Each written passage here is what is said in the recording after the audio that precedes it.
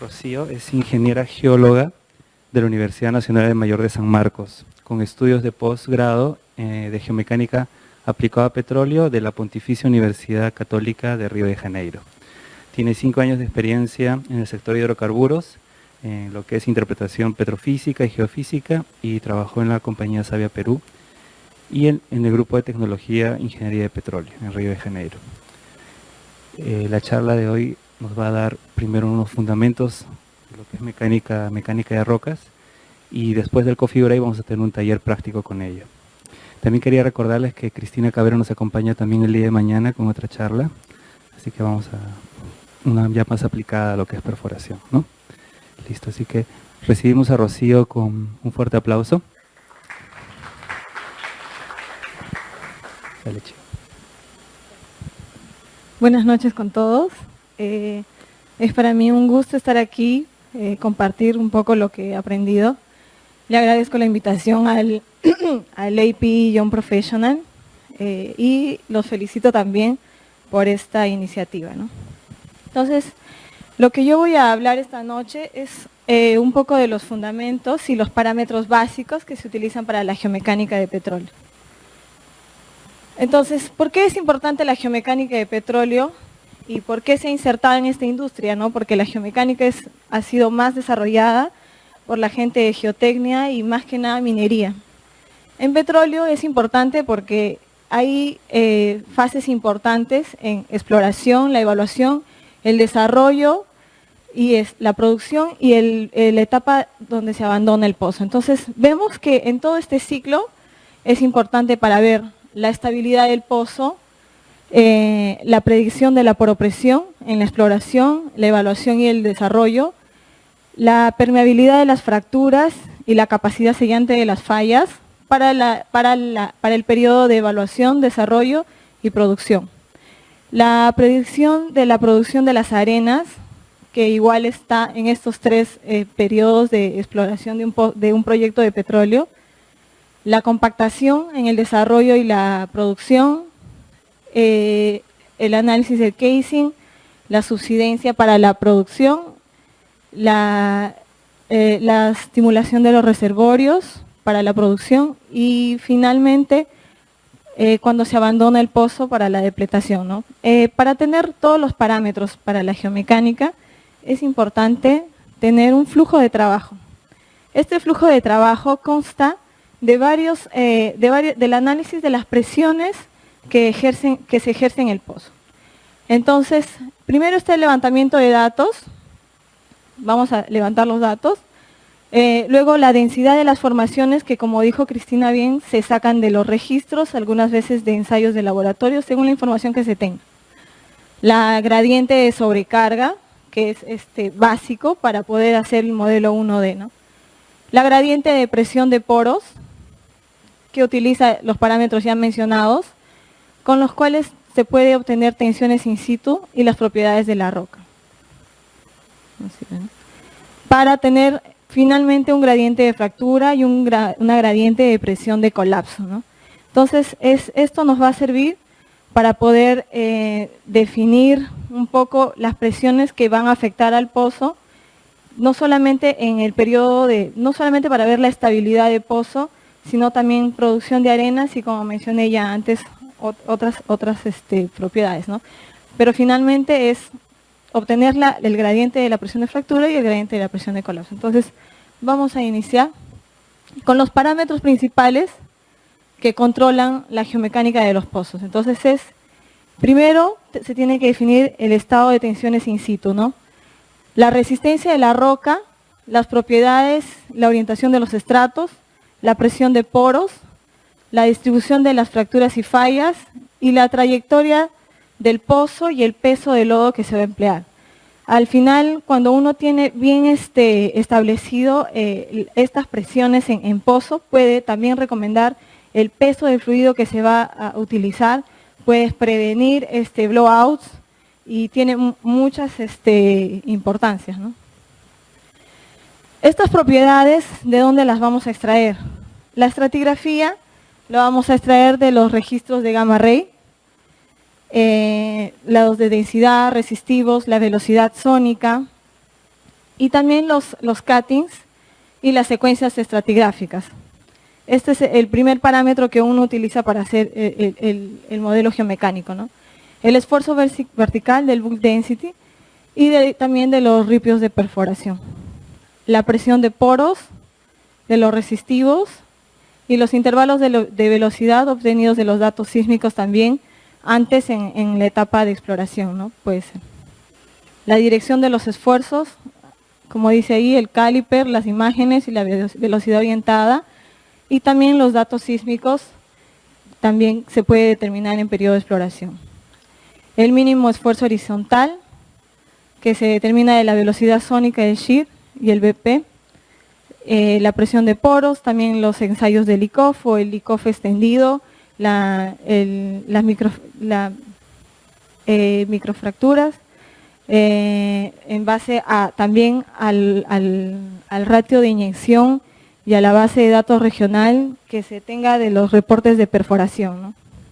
Entonces, para el esfuerzo máximo horizontal, las imágenes de pozo, también se pueden utilizar presiones de poros, la resistencia de rocas, los datos de modelamiento de los esfuerzos, los parámetros elásticos que ya los ha mencionado Cristina Bean, los parámetros de resistencia de roca, el UCS, el bulk density y la base de datos de los corazones de laboratorio, ¿no? Los mecanismos de falla, las imágenes de pozo, el caliper y los reportes diarios de perforación. Entonces, un concepto básico que se utiliza es tensiones y tensiones efectivas, ¿no? Entonces, nosotros para definir las tensiones que van a afectar al pozo, primero tenemos que ver que la tensión que se utiliza es la tensión efectiva, que no es nada más que la tensión la tensión total menos la presión de poros. Entonces, esto nos va a ayudar para entender un poco el mecanismo de fallas. Entonces, el estado del esfuerzo in situ, según la falla de Anderson, que es la que mejor explica cómo es que funcionan estos esfuerzos y cómo se desarrollan en el pozo. Entonces, como vemos ahí, la tensión 1 y la tensión 3, que son tensiones efectivas, esta relación de tensiones va a ser igualada a una ecuación con el coeficiente de Poisson, que es lo que hizo Anderson, ¿no? Para predecir los límites y la diferencia entre las tensiones en profundidad, utilizando esta ecuación, se utiliza la teoría para determinar la tensión horizontal máxima, la tensión horizontal mínima y la tensión vertical. Entonces, primero la falla normal, ¿no? Para que se cumpla una falla normal, lo principal es que la tensión máxima del esfuerzo compresivo tiene que ser vertical, ¿no? Entonces, el esfuerzo vertical tiene que ser el esfuerzo principal y tiene que ser menor o igual a la ecuación de Poisson. La falla transcurrente es cuando el esfuerzo horizontal máximo y el esfuerzo horizontal mínimo van a ser lo suficientemente grandes que van a tener que despreciar el esfuerzo vertical, según indica la ecuación ahí. Y también los gráficos del círculo de Moore, ¿no? Y las fallas inversas, donde el campo de tensiones es compresivo y los datos de tensiones horizontales van a exceder a la vertical. Entonces, las tensiones principales en profundidad. La tensión vertical, que es la que estábamos viendo, va a ser la presión de sobrecarga básicamente. La tensión el máximo esfuerzo horizontal, que puede estar relacionado también a tectonismo y a valores más de campo, que engloban más a todo el campo a analizar. El esfuerzo horizontal mínimo, que está relacionado más al esfuerzo de las paredes de pozo, ¿no? Entonces, otros componentes adicionales son la presión de poros, el UCS, que es la resistencia de las rocas que se van a sacar de los registros, y las fracturas y fallas que se van a sacar de los registros de imágenes y la sísmica, según se tenga. Entonces, ¿qué son las geopresiones, no? Las geopresiones, las 4 más importantes y las bases para hacer el análisis es la presión de sobrecarga, la presión de poros, la presión de colapso y la presión de fractura. La presión de sobrecarga, que es la presión que ejerce toda la camada de esfuerzos sobre la pared del pozo, ¿no? Toda la camada de estratos que van a ejercer sobre una parte de las paredes del pozo. La presión de poros, que es el fluido que se encuentra dentro de la formación. La presión de colapso, que es la presión que va a ejercer la formación hacia la pared del pozo. Y la presión de las fracturas, si es que se encuentra algunas fracturas o algo que estuviera disipando la presión en esta parte. Entonces se hace una ventana operacional, es un modelo 1D, ¿no? Donde se tiene la presión de poros en rojo, la presión de colapso, la presión de fractura y la presión de sobrecarga. Esto es importante porque esto ayuda también en el momento en que se van a definir la profundidad de las zapatas del pozo, ¿no? Entonces ellos ven, por ejemplo, todo el área que está amarilla y definen en qué profundidades más o menos iría el revestimiento de las zapatas. Entonces, como mencioné, la presión de sobrecarga es la presión vertical, que según la localización del pozo va a variar, ¿no? Es diferente la presión de sobrecarga que tenemos en onshore con la presión de sobrecarga que tenemos en onshore, porque la columna de agua va a ejercer también una presión de sobrecarga, además de la columna de los estratos que se encuentran en el punto. Entonces, es la densidad de la formación por la gradiente según la profundidad. Vamos a ver aquí con más detalle. Este esfuerzo de sobrecarga, en la parte de tierra no hay problema porque solamente se utiliza con las densidades de las formaciones y a veces se toma en cuenta también el aire, ¿no? Pero es despreciable. Ahora, para la parte de offshore sí se adiciona a la ecuación la densidad del agua de mar y también la sumatoria de las camadas y también la distancia que hay desde la mesa de perforación hasta el piso, hasta el seafloor, ¿no? Entonces, aquí vemos un poco los valores que se utilizan para la densidad del agua en mar y la profundidad de la lámina de agua, ¿no? Entonces, es importante tener en cuenta para la presión de sobrecarga dónde está ubicado el pozo, porque esto va a hacer una gran variación para las presiones. Vemos aquí que según la profundidad va a variar el gradiente de sobrecarga según la profundidad que tenga el pozo que tenemos que analizar. Ahora vamos a ver el cálculo de densidades. El esfuerzo de sobrecarga está en función a las densidades de las formaciones, los espesores. Esta densidad puede ser determinada por medios de correlación. Entonces, dos de las más importantes formas de correlacionar esta densidad o de obtenerlas a través de los registros son la correlación de Velotti y la de Gardner.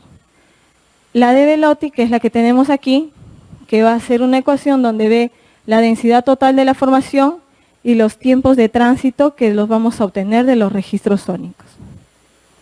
Entonces, hay dos ecuaciones que él muestra que son según el tiempo de tránsito obtenido del registro sónico para menores de 100 y para mayores de 100.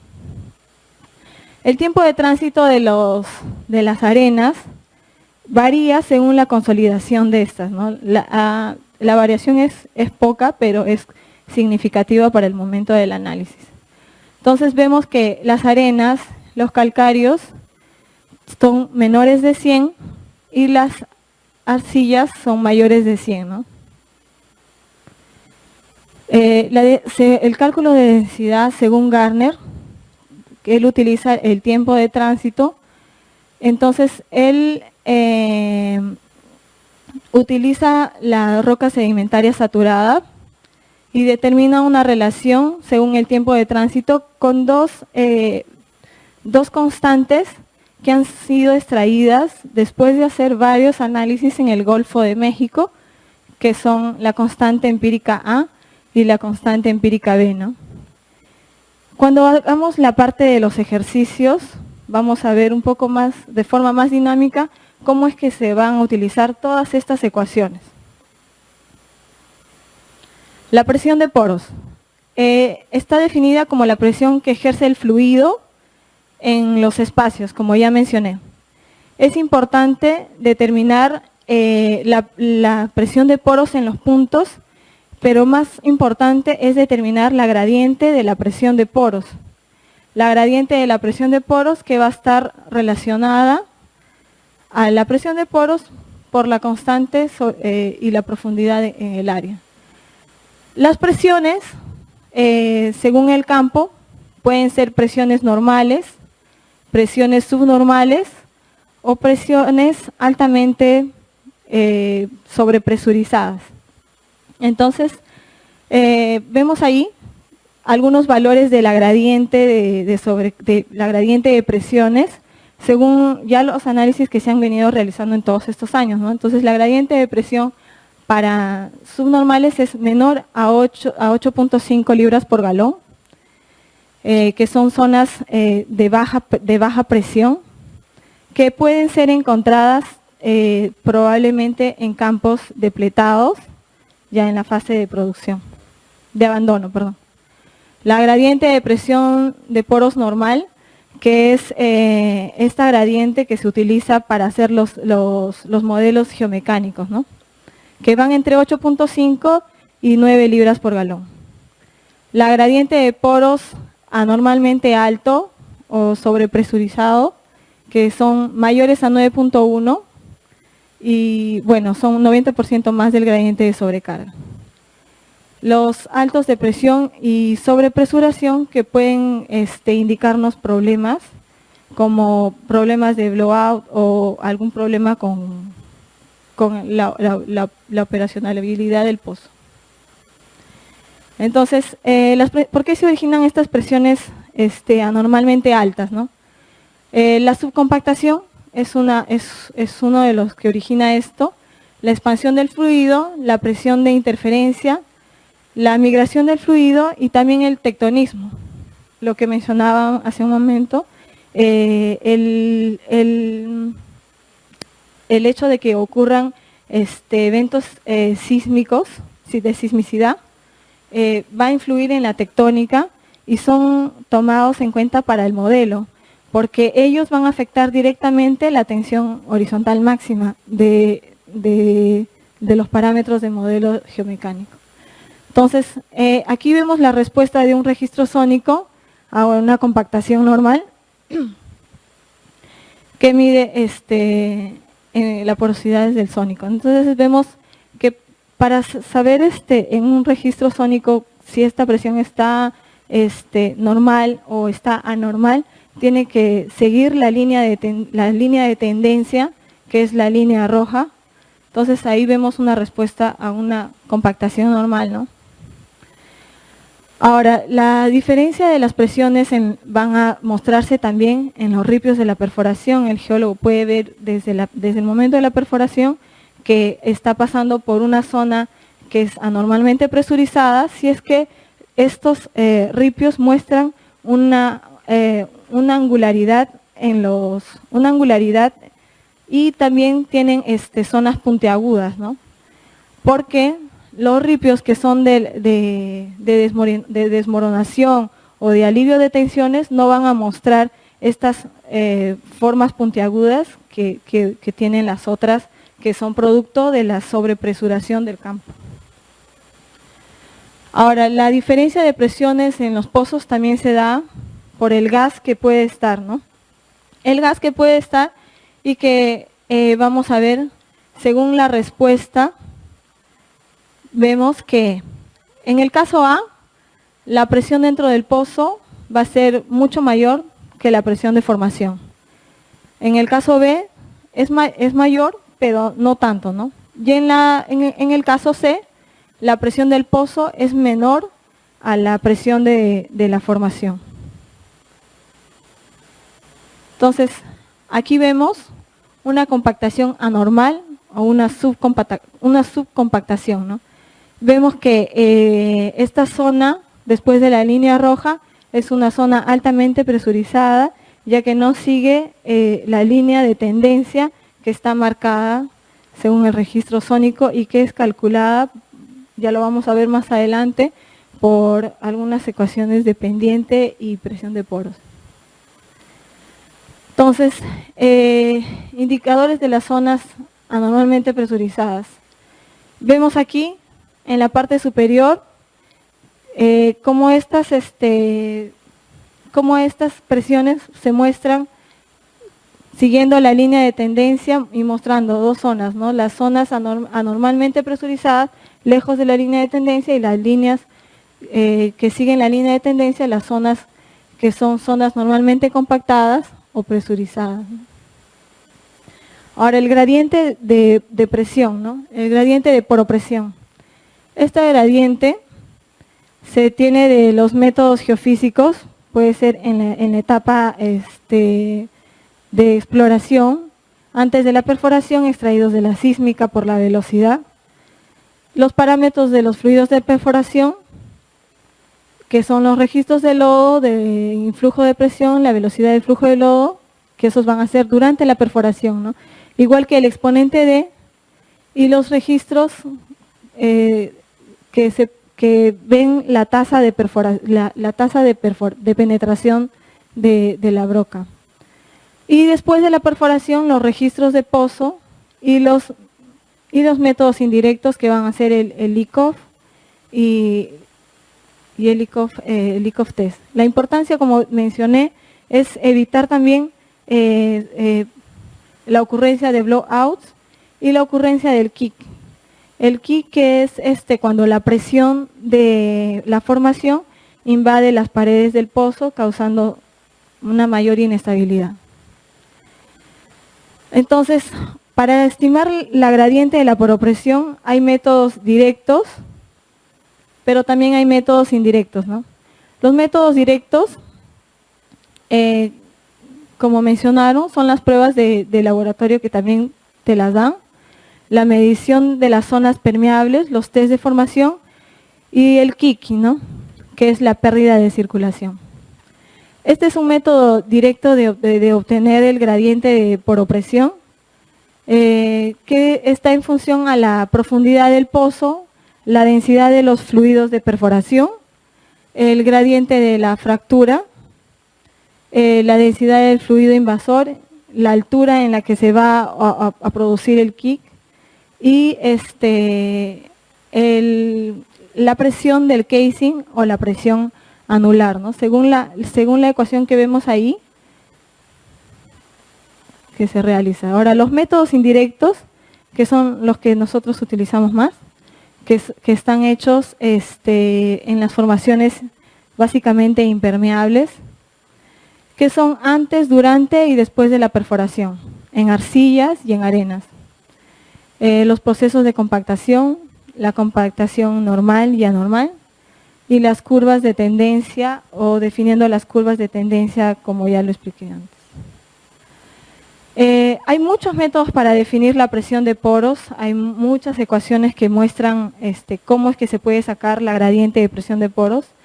La que más se utiliza, una de las que más se utiliza en la industria es el método de Eaton, ¿no? Que es el que voy a explicar, que está en función de las gradientes de poros, vemos ahí la ecuación que es S, que sería la presión de sobrecarga, que ya se tiene de lo que ya expliqué anteriormente, que está relacionada con la gradiente normal y los valores de la recta de la recta normal, ¿no?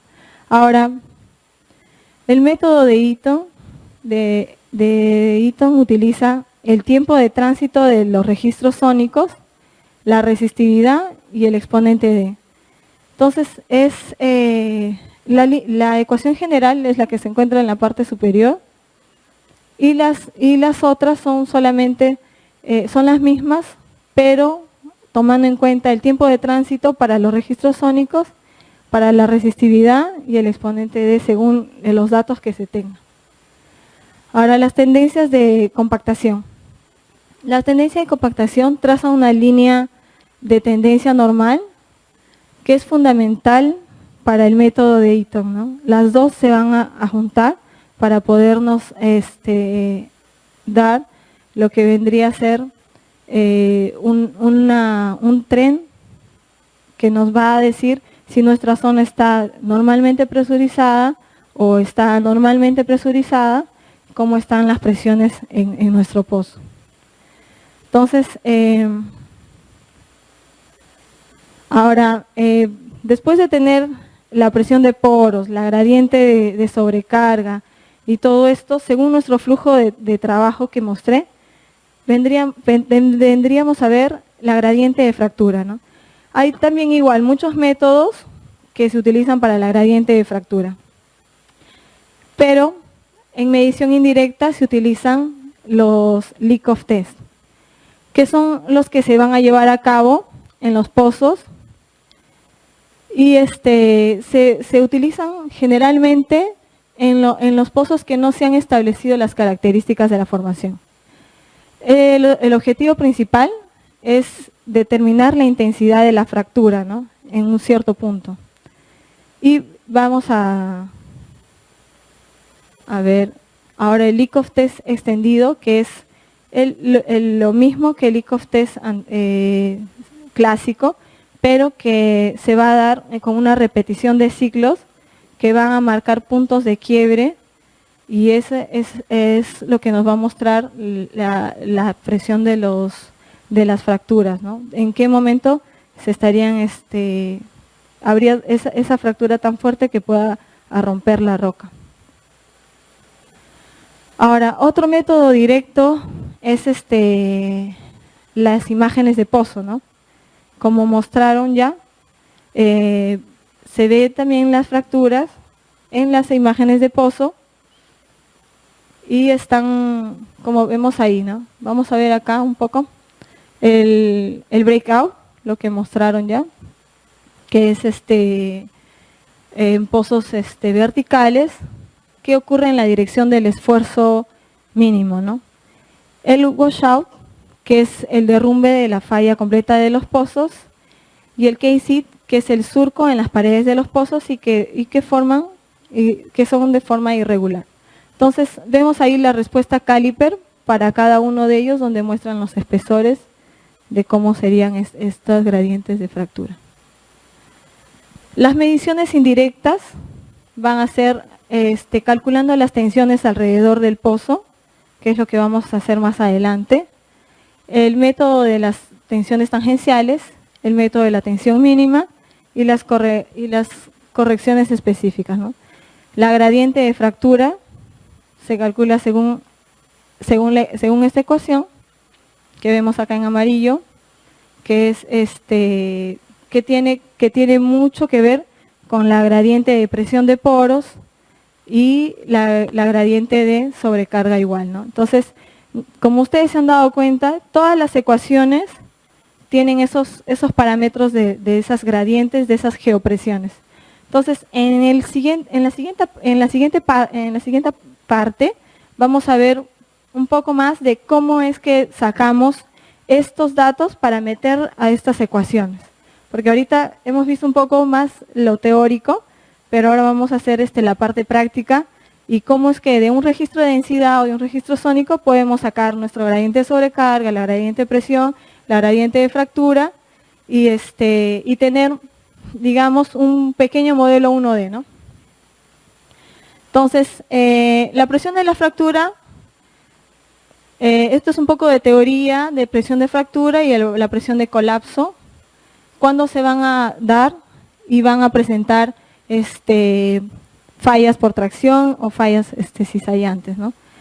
Igual, la gradiente de fractura y la gradiente de colapso. Entonces, eso sería la primera parte teórica. Podemos volver a ver algo de esto en el momento que hagamos los ejercicios. Yo creo que sí, para poder ver un poco las ecuaciones y cómo es que vamos a tener todos estos parámetros. Eso sería todo. Gracias.